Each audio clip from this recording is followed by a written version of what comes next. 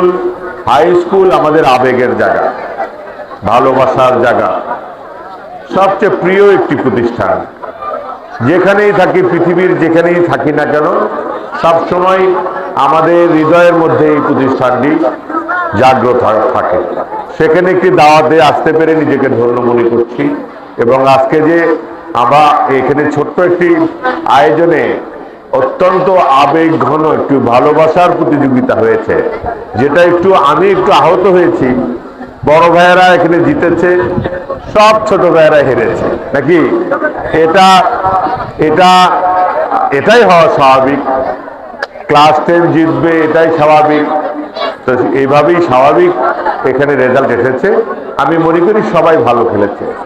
আমি যে কথা বলতে চাই, আজকের যে গোল্ড কাপ টুর্নামেন্ট, আজকে বর্তমান প্রধানমন্ত্রী, মানবিক প্রধানমন্ত্রী, বাংলাদেশের মানুষের সবচেয়ে প্রিয় একজন মানুষ জনাব তারেক রহমানের এই যে নীতি, প্রতিটি স্কুলের ছাত্রীরা খেলাধুলা করবে, তারা লেখাপড়ার পাশাপাশি তাদেরকে খেলাধুলা করানোর জন্য যা যা প্রক্রিয়া আছে সবই করা হচ্ছে। তারই অংশ হিসেবে আজকের এই গোল্ড কাপ প্রতিযোগিতা, গোল্ড কাপ টুর্নামেন্ট। শুধু তাই নয়, প্রতিটি ইউনিয়নের একটি করে যেন ফুটবল স্টেডিয়াম থাকে, তার জন্য ইতিমধ্যে আমাদের কাছে নির্দেশ এসেছে। আমাদের গোকুল ইউনিয়নে যেহেতু আমাদের ভালো ভালো দুইটি ফিল্ড রয়েছে, এখানে একটা, চাঁদবতে একটা, তা আমরা নির্ধারণ করেছি সভাপতি গোকুলেই এখানে ইউনিয়নের যে ফুটবল স্টেডিয়াম, যেটা গোকুলেই যেন হয়।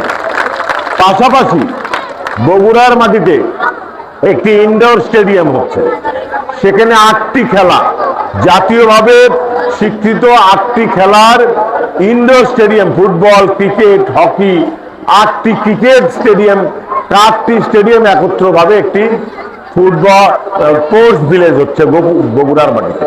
বাংলাদেশের কয়েকটি জেলার মধ্যে বগুড়া একটি। এমনিভাবে ফুটবল স্টেডিয়াম, আন্তর্জাতিক খেলা এখানে বগুড়ার মাটিতে হবে।